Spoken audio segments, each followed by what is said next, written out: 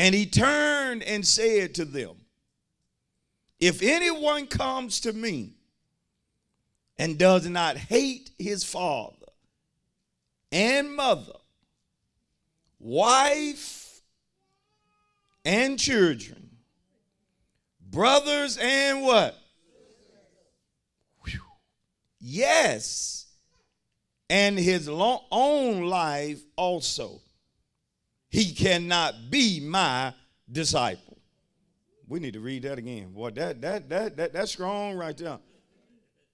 Now notice again, now great multitudes went with him. They following him. He got a crowd after him. See, because some folk won't say certain things to a crowd that they would to a group of small folk because they fear the crowd may leave. And so he turns to a whole lot of folk who following him. He said, if anyone comes to me and does not hate his father and mother, wife and children, brothers and sisters, yes, and his own life also, he cannot be my disciple.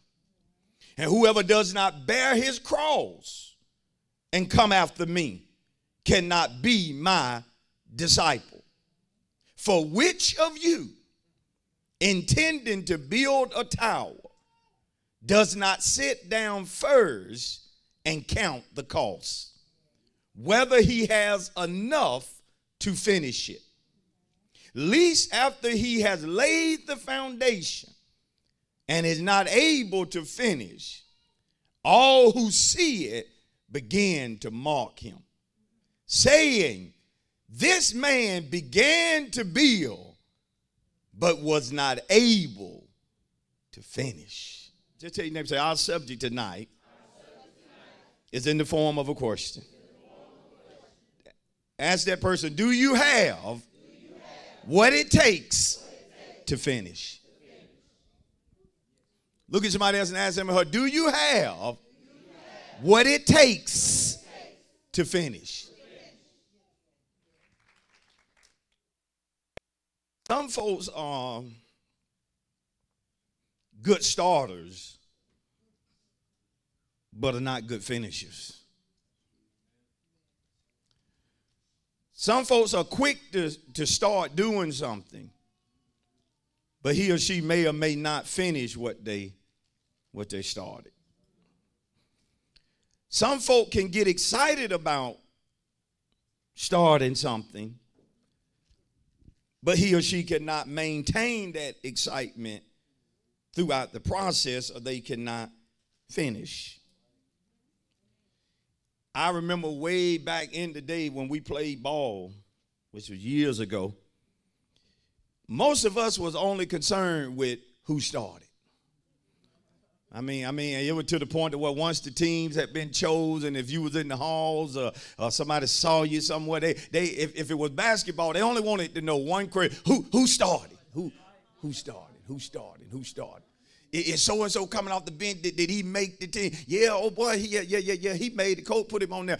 Who y'all starting five? That's all they worried about. And as the season would progress, you would often see that some folk who were starters were not on the court at the end of the game. Because in the mindset of a good coach, you want the very best on the floor at the end. You want to know who can finish something. Oh, Lord, have mercy. Can I talk to y'all tonight about the starters and the finishers? From a spiritual standpoint, when all is said and done in this walk of Christianity, you will have had a whole lot of starters.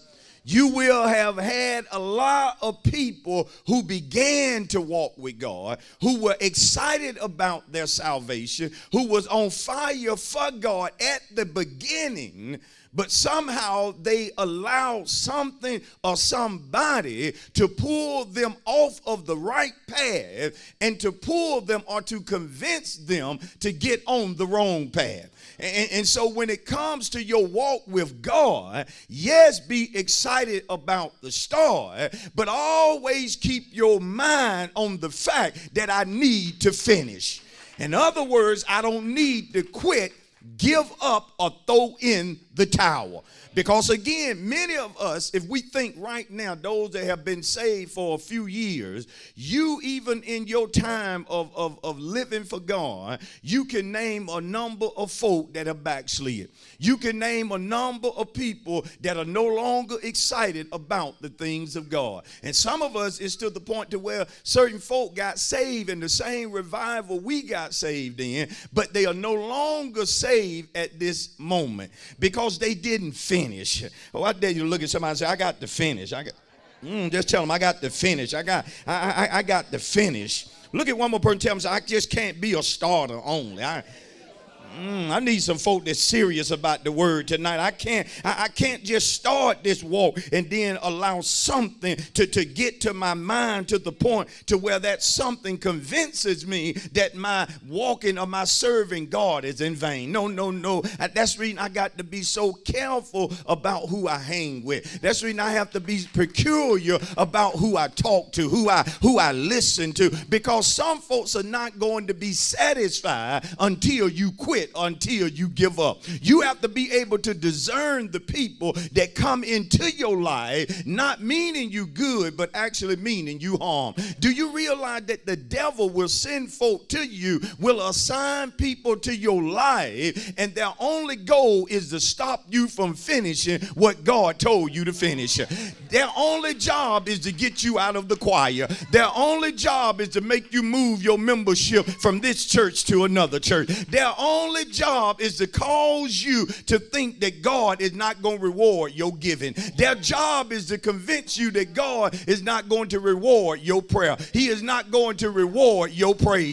I got a word for somebody in the house tonight. I hope you are like me. I hope you are determined to finish this race. I hope you are like the Apostle Paul, that you made up in your mind that I'm going to fight a good fight of faith. I know this race isn't easy. I know it's going to be some challenges. I recognize it's going to be some difficult time, but I'm determined to stay on course. Am I preaching to you? Am I teaching to you? Are you really determined to stay on course? See, recognize tonight that this journey will not always be easy. And see, many of us say, well, Pastor, we know that, but what do we? Do we really know that?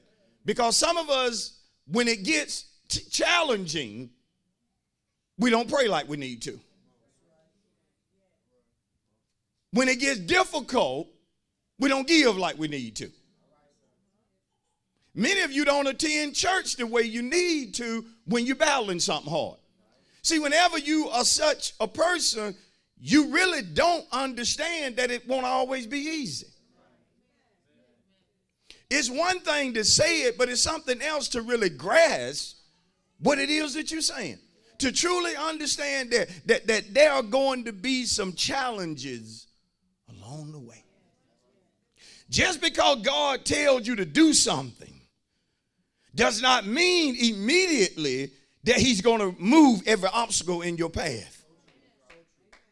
Sometimes God himself will tell you to do something, and he will permit obstacles to get in front of you, just to see if you're going to truly believe him. Because some of us, as long as the pathway is clear, this ain't nobody but God. Well, it still need to be God even when giants are in front of you. God, I'm talking good. Y'all know some of y'all talk change based upon what you see, and you'll turn around and quote the scripture that we walk by faith and not by sight. Well, you have to learn to say that, believe it, and walk therein when you know you're on a God path, but there are giants lined up to destroy you. You have to know that you and God are more than those giants that's lined up. That giant can be bad credit. That giant can be a lack of funds. That giant can be not enough resources. That giant can be not enough folk. Whatever the giant is, you have to make up in your mind that you're going to be a giant slayer, and you ain't going to keep running from no giants that are blocking your blessing. See, listen to me. You have to recognize in God, sometime when it gets real hard, that's when a real breakthrough is there. God, I just spoke somebody rhema. When it gets real difficult, you have to step back in God and know, okay, Lord, I recognize that in Bible time, when it looked real bad, that's when you showed up. When all hope was gone, that's when you manifested the promise. Stuck at the Red Sea, can't get across, can't go back. Here go God. He gonna blow it open. Sit down. Let me teach tonight.